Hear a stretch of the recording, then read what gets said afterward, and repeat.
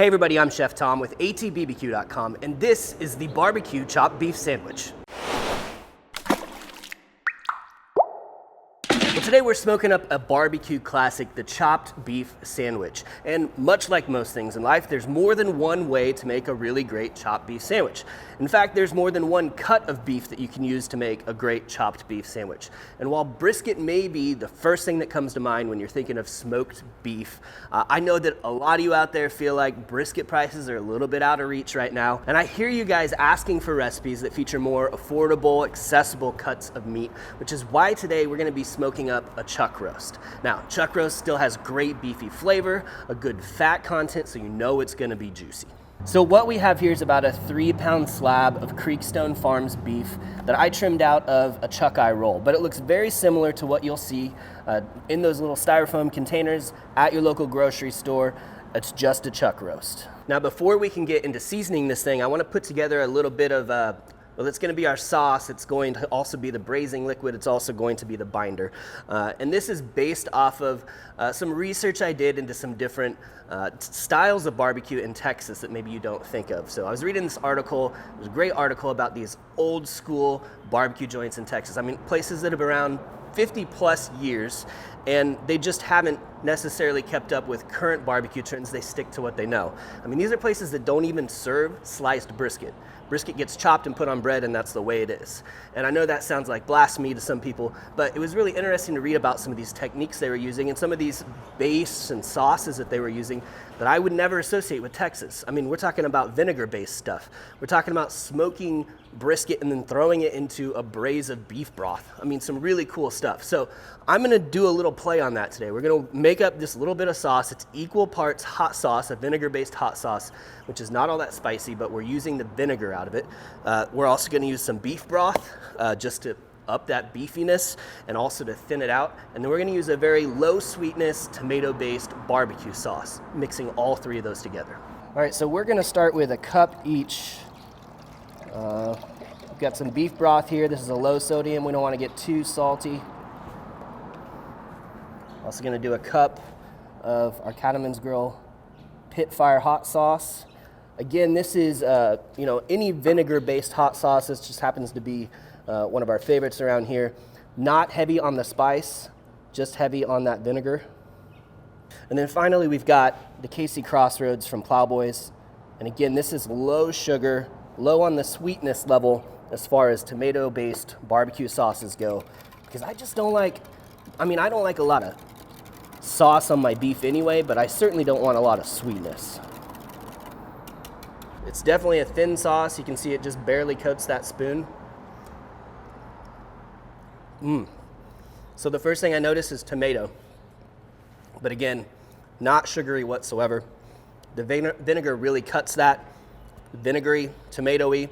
You'd almost think of this as like a Carolina style sauce, but with that beef stock in there and the beefiness that's going on in our chuck roast, this is all gonna work really well. All right, so like I said, we're gonna be using this sauce as our binder for our seasoning today.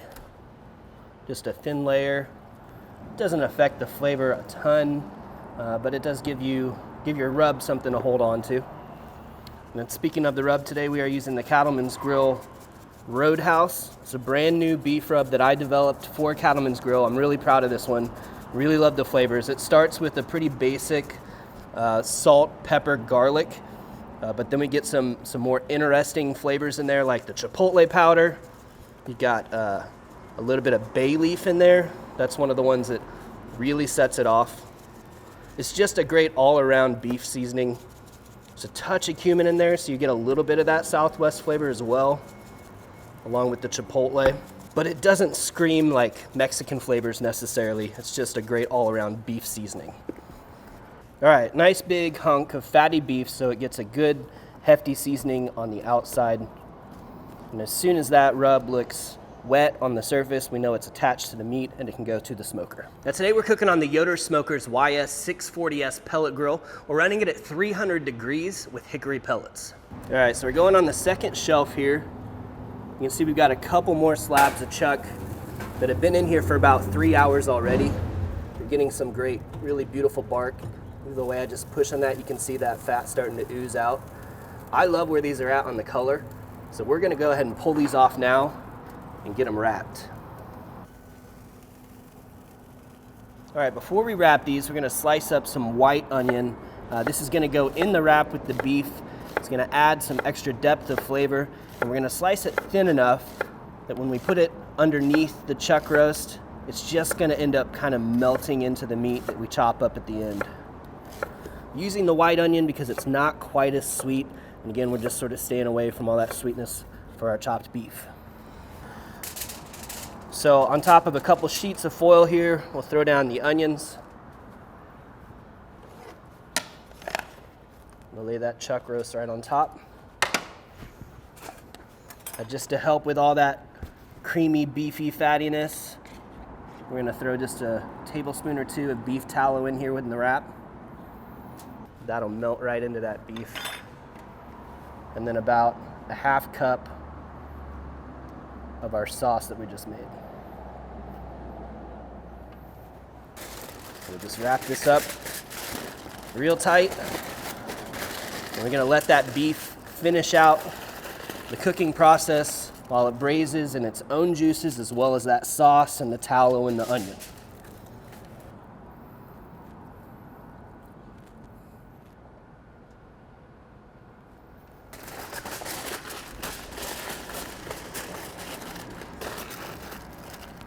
All right, so going right back on the grill, top shelf.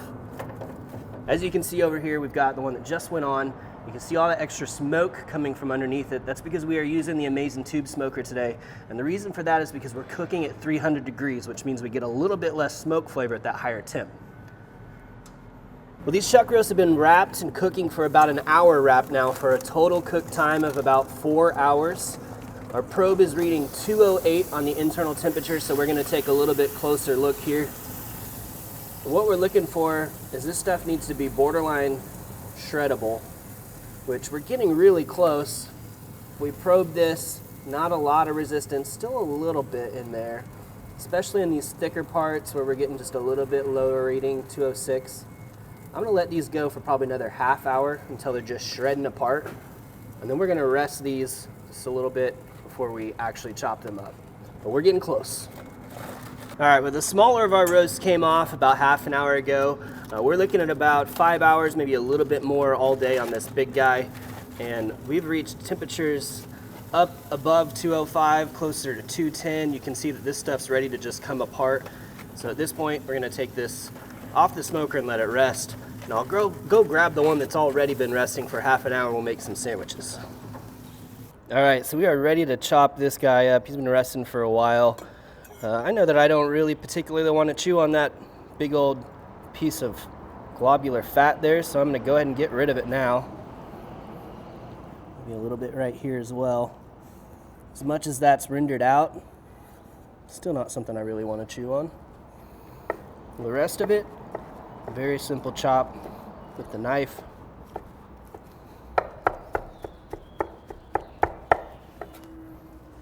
Oh my gosh, it smells incredible right now.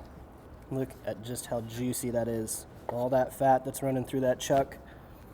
Not even gonna be mad that it's not brisket. And I know it looks juicy already, but we can't ignore what was left in that foil pack. So there's even more juice, as well as those onions that have just melted at this point. And they're gonna melt right into this chopped beef. So on our sandwich, we're gonna have some chopped pickles, some chopped white onion, and a bit of that sauce, and then that is it. I'm using a fairly hefty brioche style bun. I'm not toasting it. I've actually just let it warm up outside, kind of steam in the bag. Let's throw on there some of our chopped beef, a little dash of that sauce. We've got some white onion for the crunch, some pickle for the sour. And that is it. All right, let's get a taste.